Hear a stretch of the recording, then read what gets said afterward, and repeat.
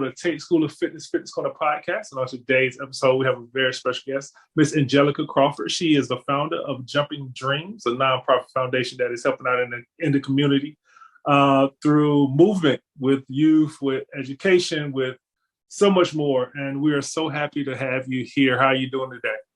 Well, thank you for having me. It's a blessing to even be on this platform. I'm here to help out any way possible. Whatever questions you got, don't feel shy. Just throw them at me and I'll try my best to answer them. Absolutely. I want to start off, when did you start your nonprofit and what was the purpose behind starting your nonprofit? Yeah, so I started Jumping Dreams in September of 2017. And my ultimate goal was fulfilling that need of youth. I realized a lot of our youth do not go out inside and play like they used to. The obesity rate is 1 in every 10 kids, unfortunately, fight obesity, which oftentimes leads to lack of confidence, lack of self-esteem, following to the influences of other youth because of their own issues. So I'm like, why not target one thing and then have it help build an overall healthier kid? Absolutely.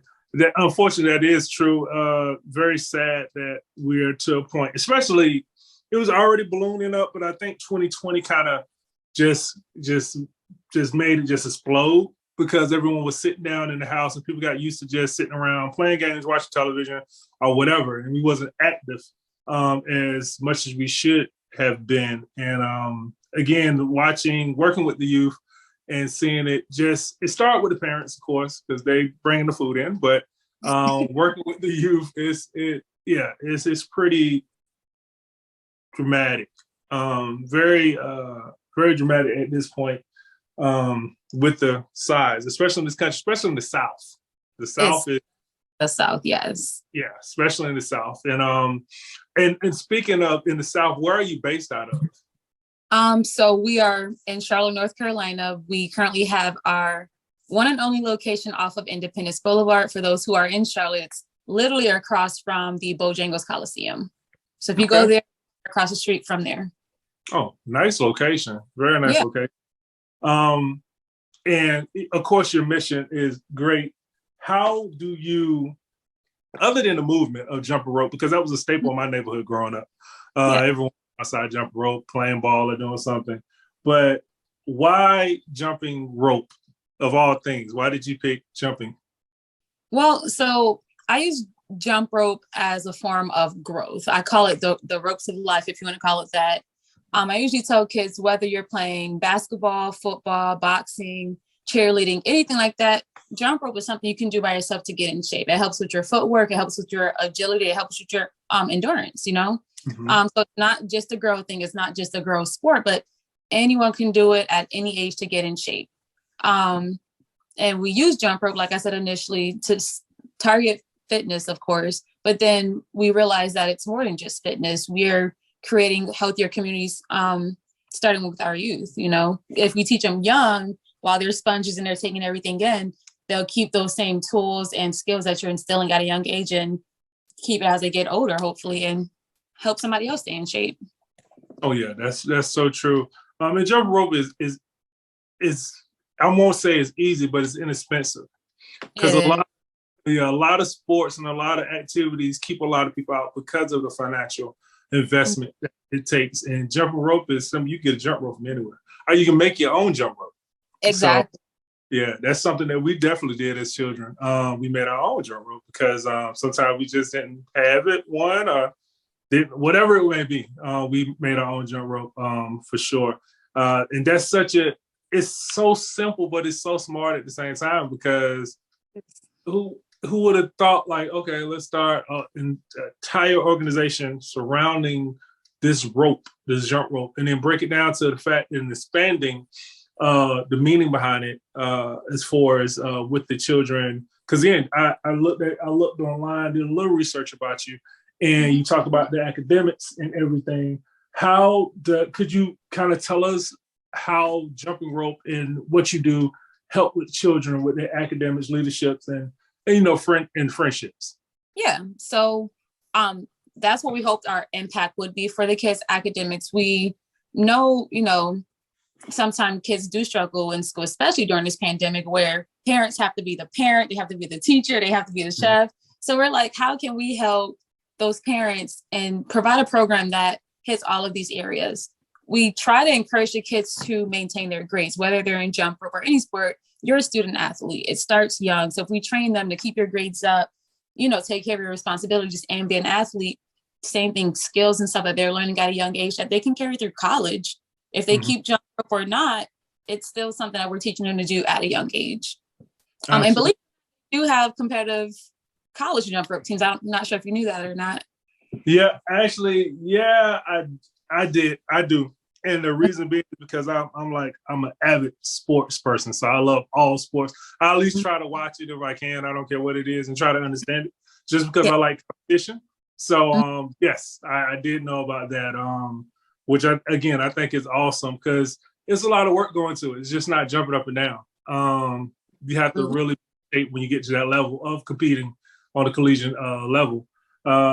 Could you talk about some of the services that you offer with your organization? Yeah. So before we go there, I do want to touch back on the impact part.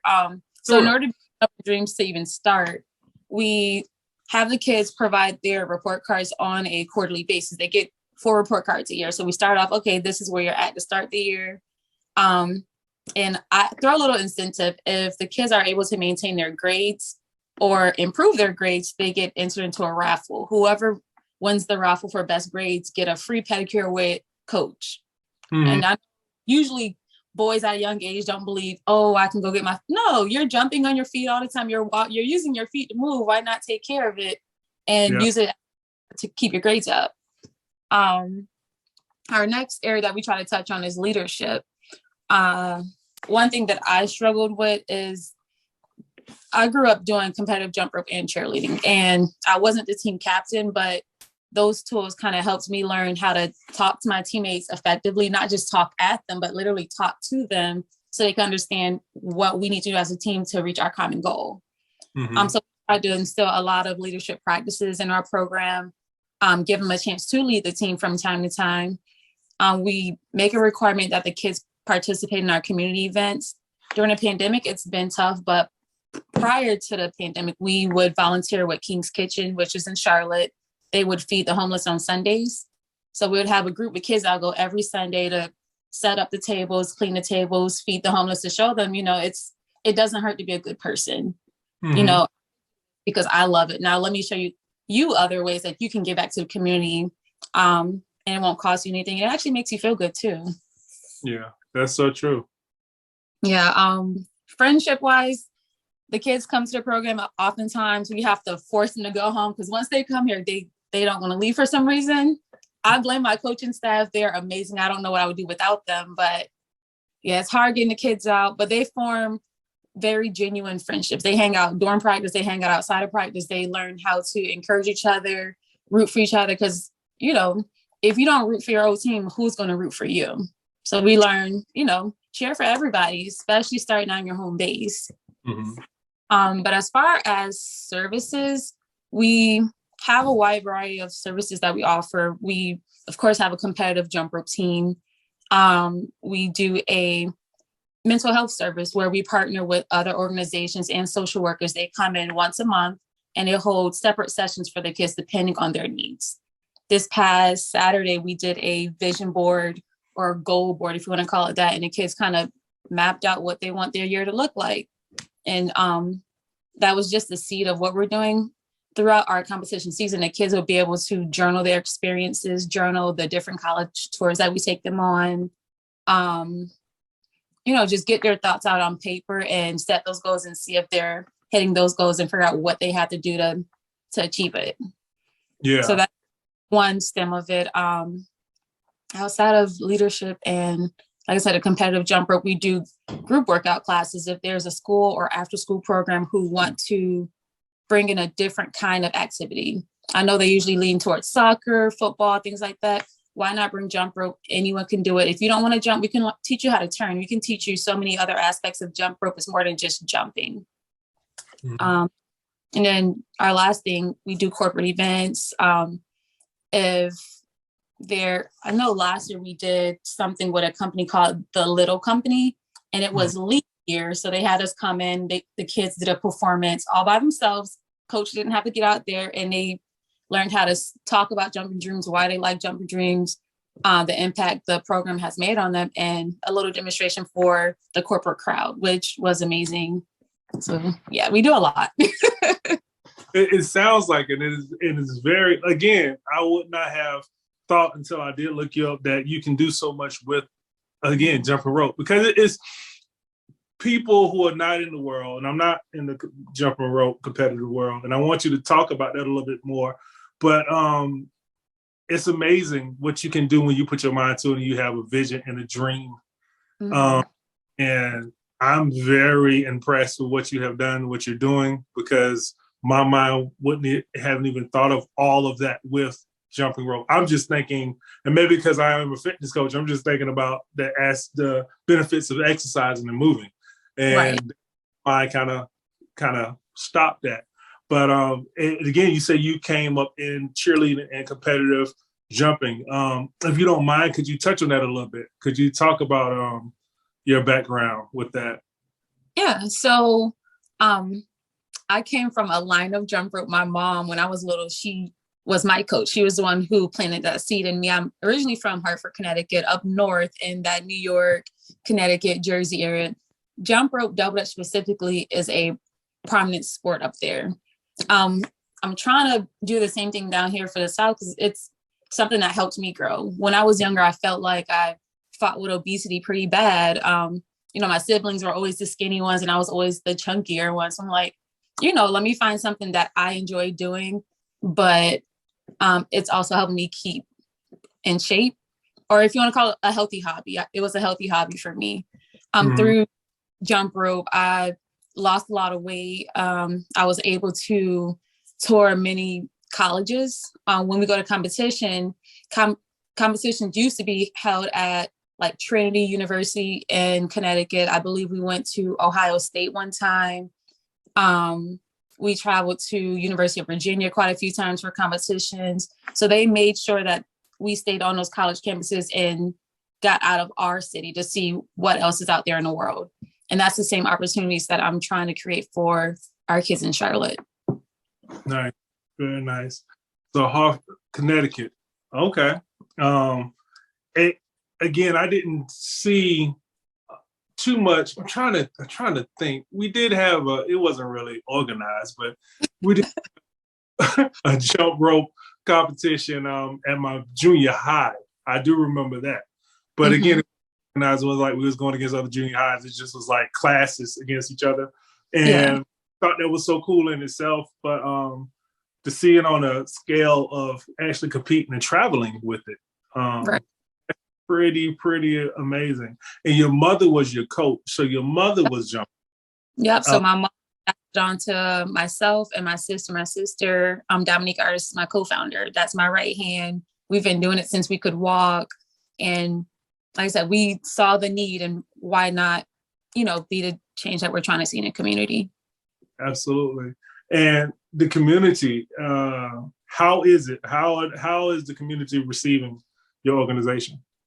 I feel like the community is embracing us in a really great way. I feel like there's still opportunity for us to grow and be seen in a sense of showing the world what we're doing with the kids, showing them that it's more than just jump rope, but it's a lifestyle, like, of course, jump rope was the key, but just developing our young athletes and to be our future leaders. It's more than just what we're doing in this program, is the impact that we're making on them in their lifetime. Asked about competitions, and I wanted to touch on that a little bit. I'm a former competitor. I'm a world champion. I competed all over the US. Like I said, it came from my mom. My mom competed when she was in 4th grade up until who knows when. And she actually got an invitation to go to the White House for jump rope something years ago. Yeah. So it's definitely growing. Jumping dreams in the last year, like I said, the pandemic's been tough for us, but we're working through it. This past December, they went to the Apollo Theater where they hold a worldwide jump rope competition. You have teams from Japan, you have teams from Russia, Brazil, Kenya, all over the US, coming to the Apollo Theater in New York to compete for this #1 title. Our ranking at that competition was second. We lost to a team in Japan, which was pretty cool to say, oh, it was Japan. It wasn't just a local team. It was a team from Japan who they were phenomenal. But yeah, one thing I admired, jump rope is part of their physical education. So they can pick jump rope, whatever. And I'm hoping I can create the same thing in Charlotte. Let's make jump rope a part of a gym elective. Yeah. So that they can do it and the education is there and, we can be #1. Yeah, absolutely. I'm curious, how do you judge someone on jumping rope? Of course, the obvious is if they mess up, but how do you score? How do you get points?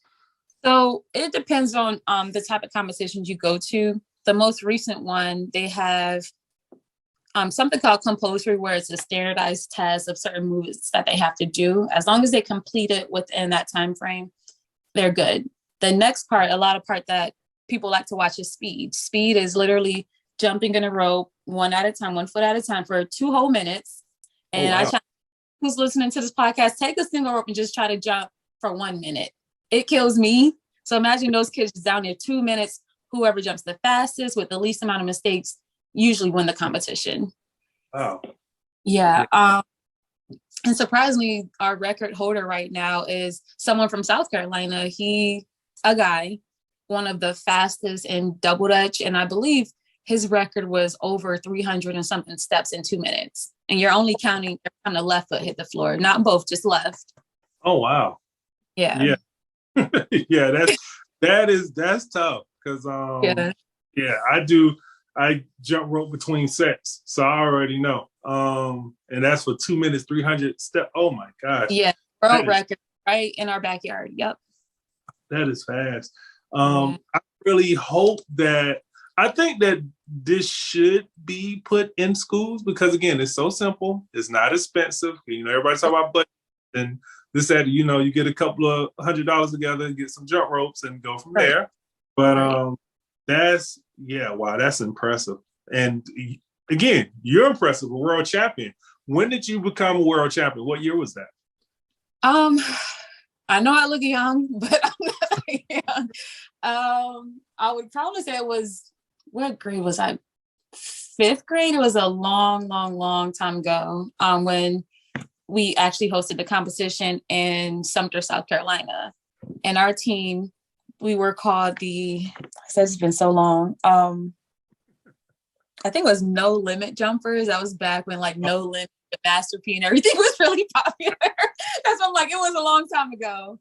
And yeah, my team was phenomenal. We ironically all went to the same school. So before school, you'll see us outside jumping rope. During PE, you'll see us jumping rope after school because we all went to the same school. And that's why I'm like, I wish and I hope, maybe speaking to existence, we can get this in schools, instead of just jumping dreams. Why not have different schools, just like how they have basketball games? We can have jump between the different schools and spread it out to different cities, That's very true. Have you made any steps, any contact with anybody on the boards to try to get this at least in their ear? Because I know it's hard working with school boards. Oh, it is hard. We reached out to CMS a few times and they haven't completely written us off yet because it's still fairly new to them.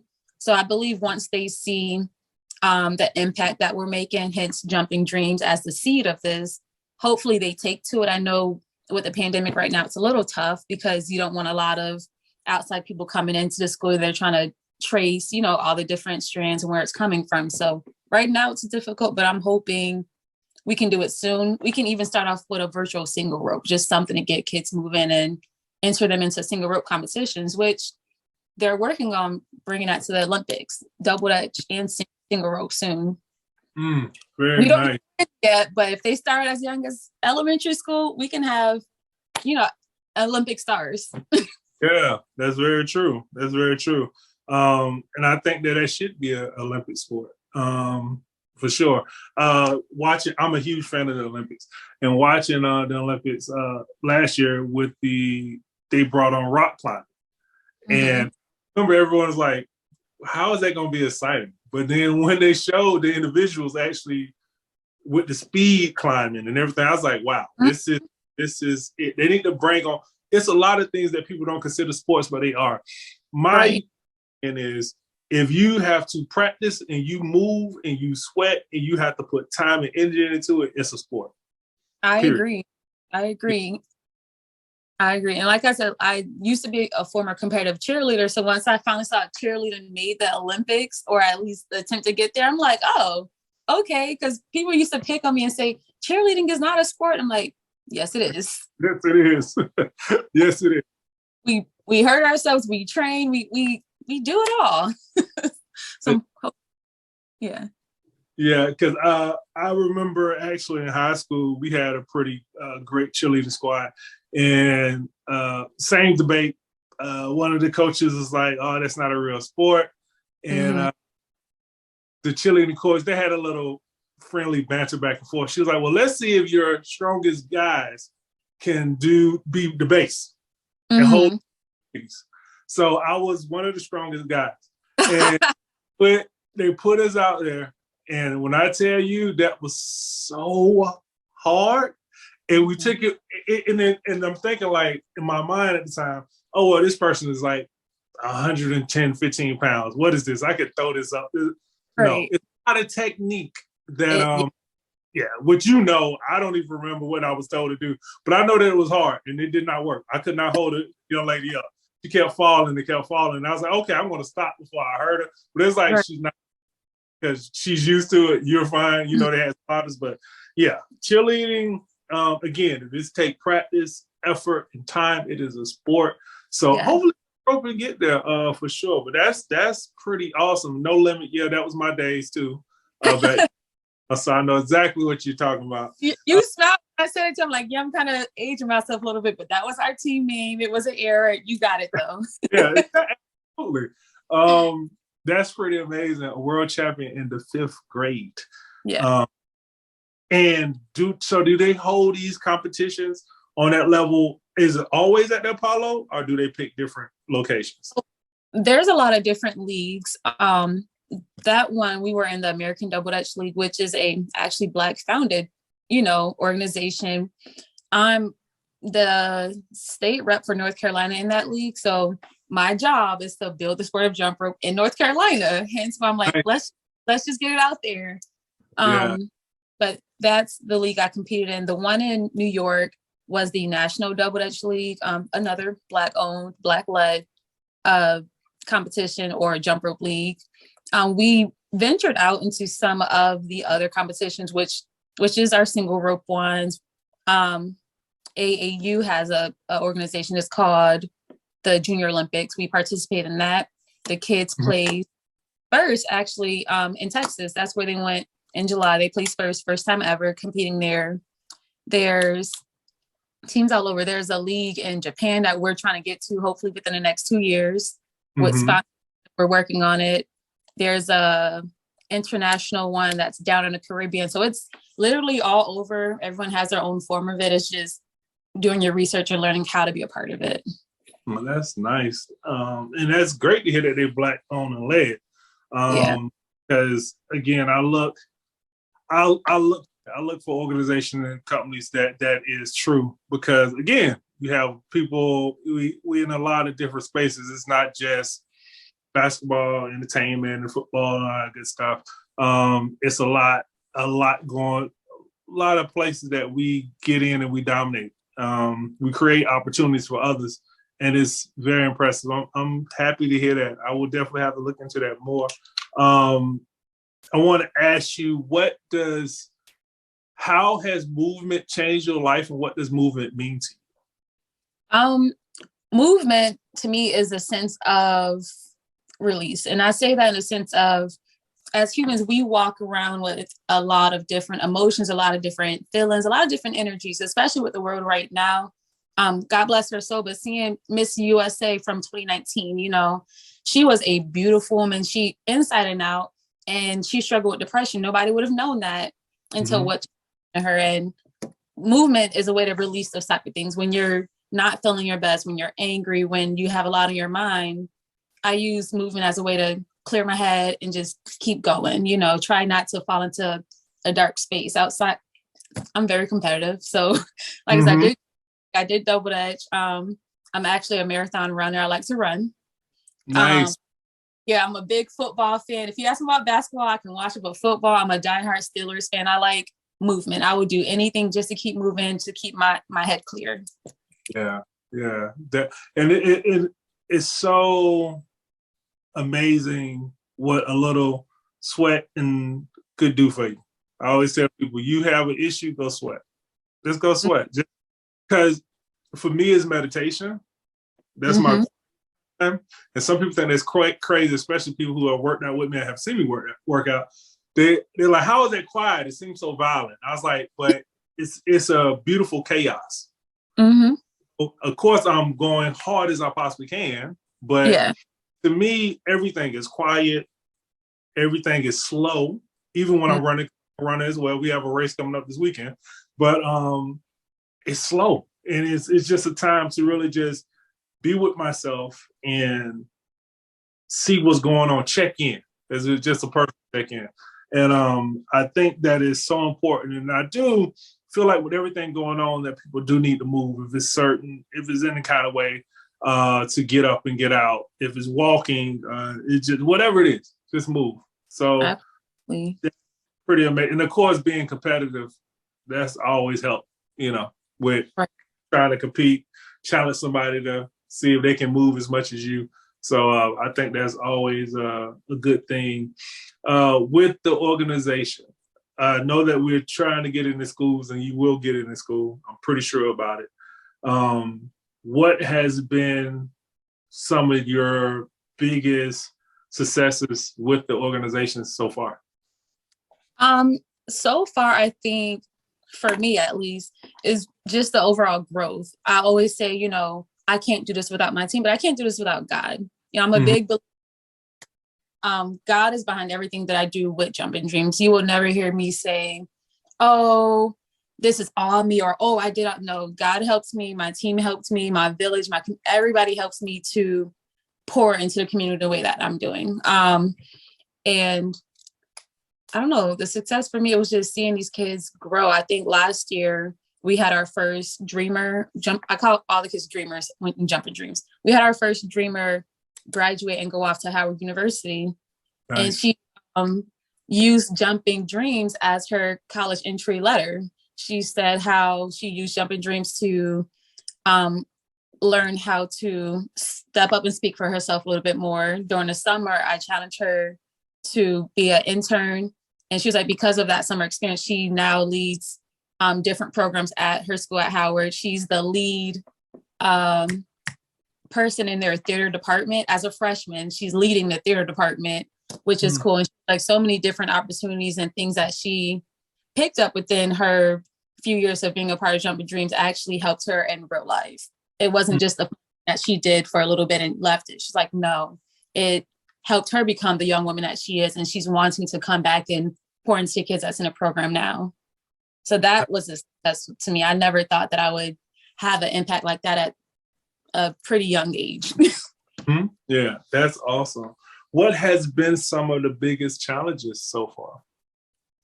One of the biggest challenges is, and I think this is just being an entrepreneur, learning to trust your team. Because I feel like sometimes you have a vision and there's a way that you want things done, and everyone won't have that same fire, desire, and burn like you. But it's okay. You find that person's strength and you let them work on that. You don't give them something that they don't have interest doing or don't know how to do. So what are you good at? Okay, I'll task you with X, Y, and Z. And just holding everybody accountable. They hold me accountable when I say I'm going to do something, doing the same thing for each other. So just learning to trust the team when you're used to being a you and God kind of show, I guess. Yeah, absolutely. No, I totally understand. That's one thing that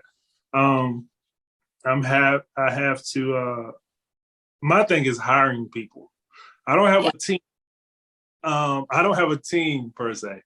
But so a lot of things that I get done, people like, they think I have a team because I get a lot of just I believe in a lot of activity.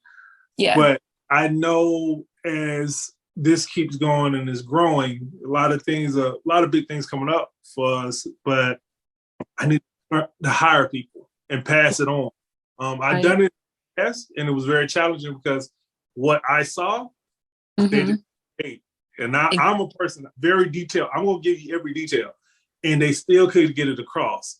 And so that experience is still kind of challenging to say, oh, let me give up this aspect of your baby, right? Let me give you the baby, and let's see. So I get it. I totally get it. Yeah. Totally. And then I think for me, outside of that, because like I said, I feel like every entrepreneur goes through, I'm still going through it. You know, right now I start everyone off as a volunteer. And then once they prove themselves to be a good volunteer, all right, you can be part-time now. And then once I'm learning how to do it in a way that helps me grow and not just cut people off per se. But I think honestly, just getting the city to get behind what we're doing. Like I said, up north, the police athletic association or union, they kind of sponsor a lot of the jump rope events that goes on up north. And down here, I know I took the kids to a few of the city council meetings and I had the kids speak on jumping jumps, not me, but the kids talk about why they love this and why we need support from the city financially and just as a whole, you know, like I keep saying, it's community. And until we get past the struggles of like having people understand why this is a need, you know, it's gonna continue to be a struggle, I guess. Yeah, absolutely. And that's, well, you know, change is scary. Yeah. You know? If we really think about it for everyone, myself included with certain things, change is very scary. So people will stick with the status quo, even though the status quo does not work. Right. Year after year, oh, that money goes to this, that money goes to this. But actually, nothing is growing from it. So I get it. It takes time. And being an entrepreneur, especially in the world that we live in now, which I think is there's a lot of challenges just on the front of everyone wants to be an entrepreneur, but everyone can't be an entrepreneur. Nope. So you get a lot of people who come with ideals and things that they really haven't put any work behind. So, and I get it because people have come to me as well, and you just feel you get exhausted. So when somebody do come with a good plan, it's like, do I really trust it? Because you know, these other 10 people I had in my office on the phone, or Zoom calls, whatever, they wasted my time. So agree. Yeah, I agree. Yeah. That, and I think you touched on something that I think is really big in our community in general. And I know, you know, when people come together, sometimes other people have like other agendas in their head on how it can help them out. And I think sometimes we just have to learn how to network in ways that's smart with us. And with partnerships or anything that you do as a business owner, you have to make sure everything you do is in black and white. That's something I had to learn the hard way. I had tons of people say, oh, we want Jumping Dreams to do this and we'll do this and we'll do that, we'll do this. And because we're a nonprofit and we're for the kids, in the early stages, I said yes to everything and I burnt myself out. So I had to be more strategic about, you know, how we network, who we network with, who we partner with. And, you know, just at the end of the day, it's your brand. So whether you do good, whether you do bad, it's your brand, it's you, and people will look at you. People are going to talk regardless, but you have to kind of manage your brand in a way that you want it to show. Absolutely. Well, my motto is I'd rather you talk about me doing too much than me not doing anything at all. So if you don't like my activity, so what? If I'm all ill face, so what? You always see something about Tate School of Fitness, so what? This is not, I didn't come to you and ask you, hey, can I start this business? I didn't do so. I'm going to do what I need to do to make sure that I'm good. So that's how I operate. And trust that the contracts and this, that, a lot of people have walked out of meetings with me because of the simple fact of I want to do it legit. I want to do it right. I want to make sure that we agree upon what we say we're going to do because I am going to deliver, but I got to make sure that you deliver. And sometimes even when you have friends and family who are entrepreneurs as well, and you pull that paper out, they look at you a little different. But again, I didn't come and ask you. At the end of the day, this is my name on it. Right. You know, make sure I take pride in it. You know, so if my name is on it, I'm gonna make sure that I close the deal. And if I can't, I just close up the whole thing. That's exactly. How I feel. I just stop. I have the right to do that as well. But yeah, it's entrepreneurship, and I'm glad that I'm so grateful that I can have people like yourself and other entrepreneurs on the show, because even though we are in different spaces, we still experience the same thing. Absolutely. You know? And that connection is something that I think is good. I know it's frustrating and it's exhausting, and we all have these stories, but it's still a good thing, because we chose to change the narrative of our family. I don't care if you come from higher social economic or lower, but you're changing. If it's not too many entrepreneurs in your family, or it's not any entrepreneurs in your family, you took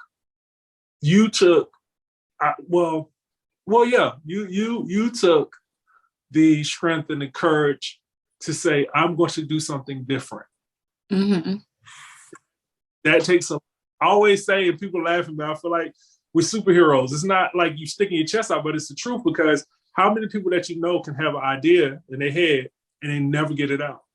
Right.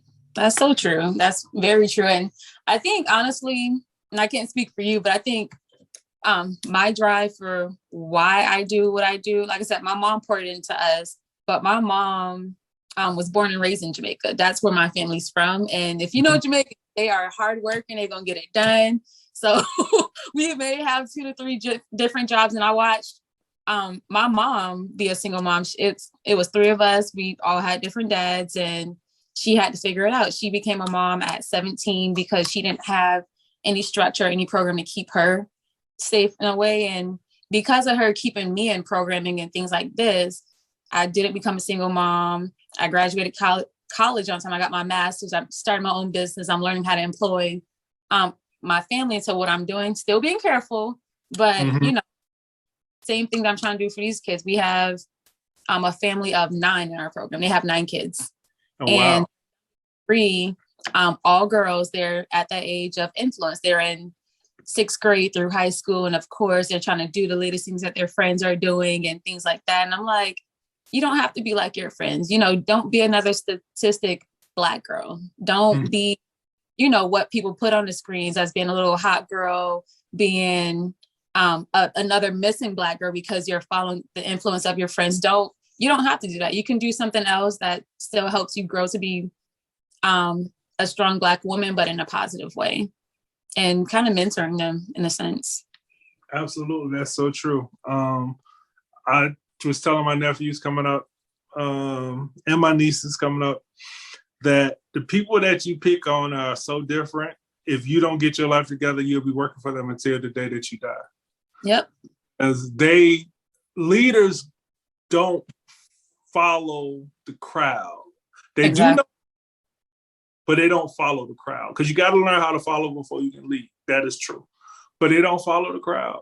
And I think even everyone struggled with that in school, because we are human, and, you know, you get caught up, especially when I was in high school in the 90s. You get caught up in everything from the music to the clothes to whatever. But the individuals who will say, well, okay, that's cool. You all go left, I'm gonna go right. They lead later in life. I have discovered that, like, looking around, you lead later in life because you didn't follow the crowd. And it is very, what you do is very special, because you are teaching them this, and they may not listen. You know, they're kids. Yeah. We did the same. They may not listen. Maybe when it does hit them, hopefully it doesn't hit them too late, they can say, you know what? Coach told me this way back when, and it stands true. I need to stand up on my own. I need to do my own thing. Because again, I feel like it's rougher for them now. It is. These times, we live in this social media era, and no, me either. It's brutal. People don't want to talk about it, but it's brutal. Again, Rest of Soul, Miss USA 2019, I didn't know too much about it. My wife was telling me, and I just was like, wow. And so I did a little research, a lawyer, of course, we know obesity, just looked like she everything going, everything was great. But again, we'll never know. Could it be the influence? Could it be that expectation that was put on her that was unattainable? Like a lot of these things from body image to careers to I say careers because most people think that you go to school, you finish college, you're gonna be a millionaire. That's not how that works. Nope. Like you gotta put in the work. So a lot of things that I put out there on social media is very toxic. Yeah. Very. Even at our, I don't know how old you have to put on the podcast, but even being an adult, I feel like social media kind of messes up for us.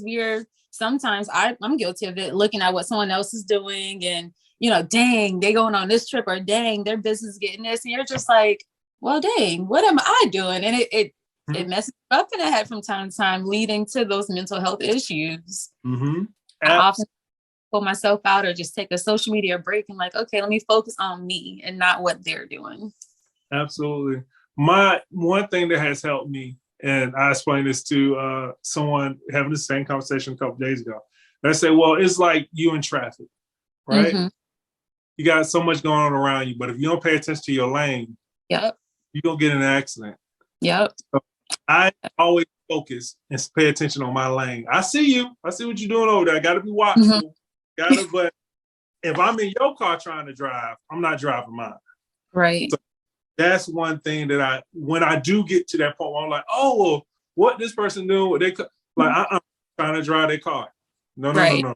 Let me get back in mine, because if I'm going to have an accident and I'm going to crash, either is the comparison, the depression and everything set in, anxiety or whatever it may be, you're going to crash. So I think that it's good to take social media breaks from time. I'm more active because of the company and because of what I do with the podcast, but I promise you, if I didn't have this, I would definitely not be on social media.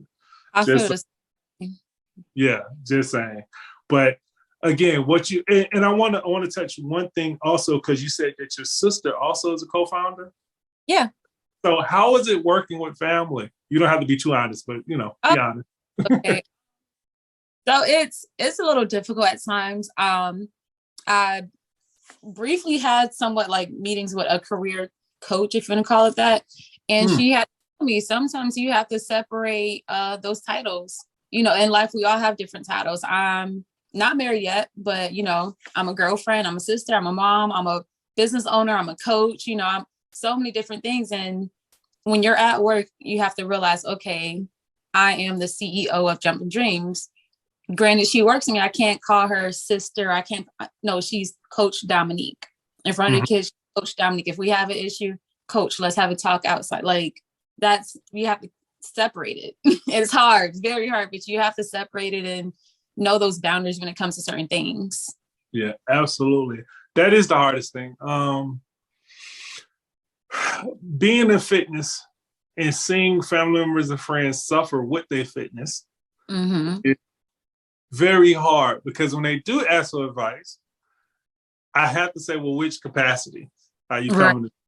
Right. Because coming to Coach Tate, I'm brutal. So you don't want less. I'm just gonna be honest. I'm a person who either you gonna get it done or you're not. Right. I'm not a yeller or anything like that, but I get my point across by saying either you're gonna do it or you're not. So if you is in that capacity as a coach, you're gonna get the real, not as a son or friend or whatever. I may be a little bit nicer. But it's still you have to it's a balancing act that takes a lot. Right. It takes a absolute lot, because again, it's no blueprint to this. Nope. I didn't have my father and my mother had their own businesses and stuff, but it was more of a part-time thing. So I didn't know too many full-time entrepreneurs. And it is a difference. People try to act like it's not. It is a difference. When you full-time, if I don't move, I don't eat. Right. So it's a huge difference is when somebody say, well, yeah, I do it at night and on the weekends, and not knocking part-time. Heck, I'm a part-time entrepreneur, but it's a difference. So it's no blueprint. And to balance that, I think coaches are good to have business coaches and whatnot. You know, some people think that it's a scam, but no, if somebody know how to do something, I'm a firm believer. If I don't know how to do something and I have somebody who does, I'm willing to pay them. Because even friends and family, I will pay you time because I don't want you to say, oh, I don't want you to give me half the information because we are friends. Because we have to do that when somebody's not paying for our time. We kind of lax, we chill, we talk a little different. But when you official in that capacity, you're going to get the best of them because you're paying for their time.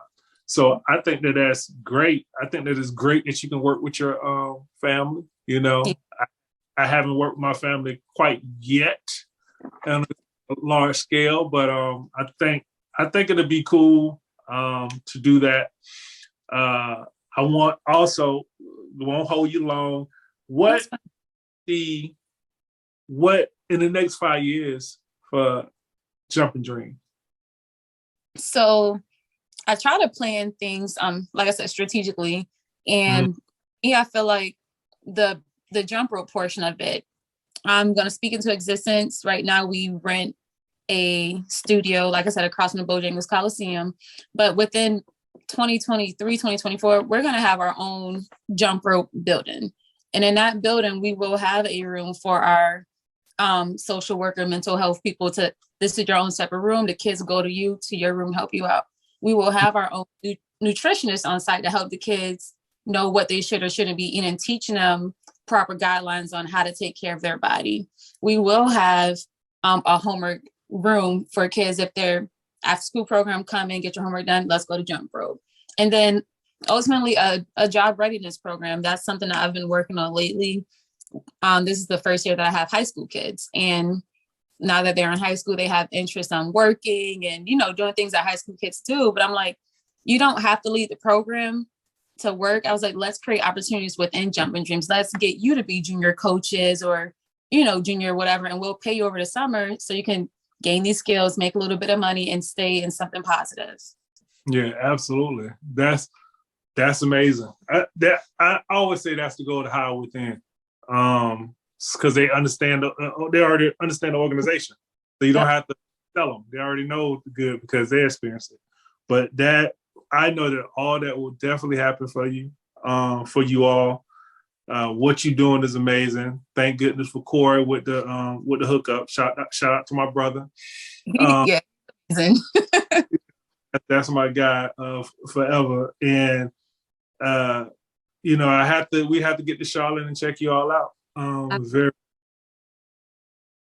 Whenever you come here, I'm gonna challenge you to do some jump rope with us, and you could talk as much junk as you want to me. I'll come do your fitness or whatever. I'm not gonna cry, but I'm competitive, so I might push you a little bit too. Yeah, I wouldn't expect anything less actually. Again, I know the jumping rope is not for the faint of heart.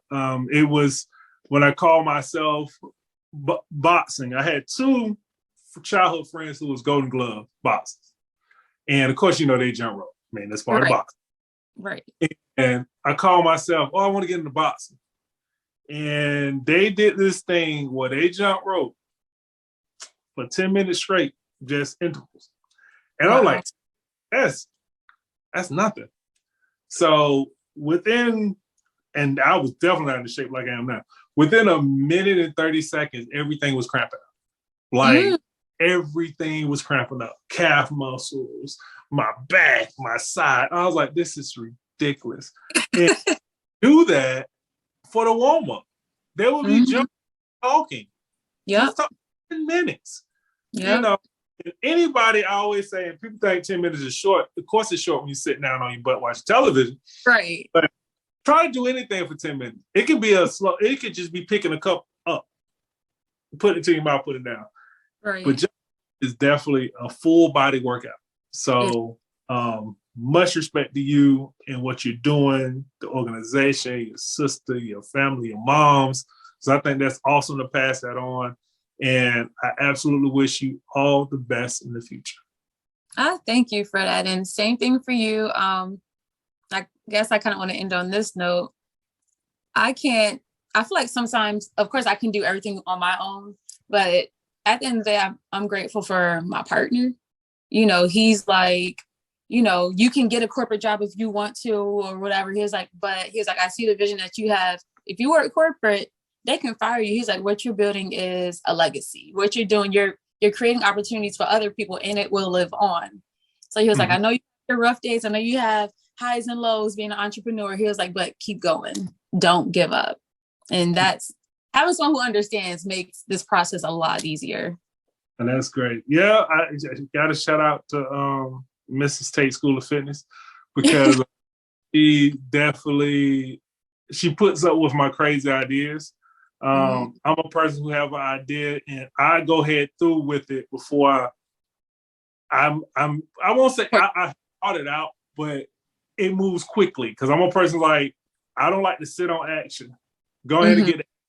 Because when you sit on action, then you start doubting the action and never come out. And she always, ever since we have been dating, has been like, if you're going to do it, do it. Right. So what if you mess up? Right. Doesn't matter. At least you learn. So right.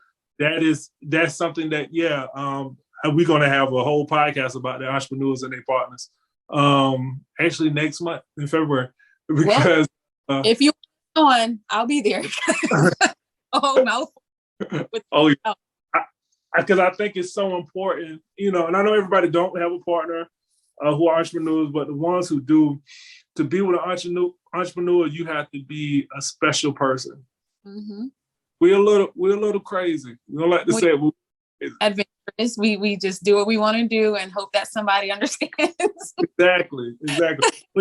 But I mean, you have to be crazy. Mm-hmm. And like you say, you have an idea that you sit around with, like, oh, I'm going to try to do that. Mm-hmm. And especially something that never been done. So then they're like, oh, like, what? You going to try to do what? Are you sure about it? Yeah, I'm going to try to, I'm going to do it. And you have to be a little zany, as they say, to do that. So I think to have a very supportive partner is a very real thing. Because I have had friends who partners wasn't so supportive. And they're no longer together because once it's in you, it's in you. Once you're an entrepreneur, you don't turn it off. Even if you don't have a business and you work for somebody else, you probably have friction within the company because you're thinking of how they can do things differently. So shout out to the partners. And I'm very glad that you have a very supportive partner. And that's so important. That's so vital to what we do. And I'm looking forward to coming up there and jumping with you all.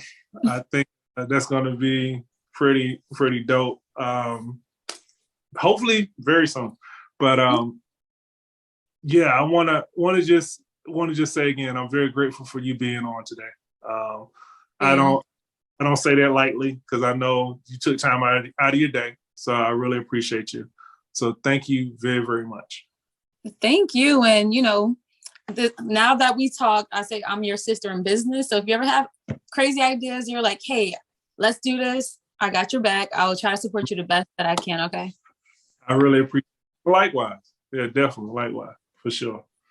And I will say this to everyone who's listening, make sure that you get some movement, jump rope, walk, whatever it is. Make sure that you get outside, be safe, but don't sit in the house, sit down, as we all know, been proven to cut years off your life. So make sure you get up. Go buy a jump rope. Get outside. Go to the farm. Yeah, please. Exactly. All right. Peace, everyone.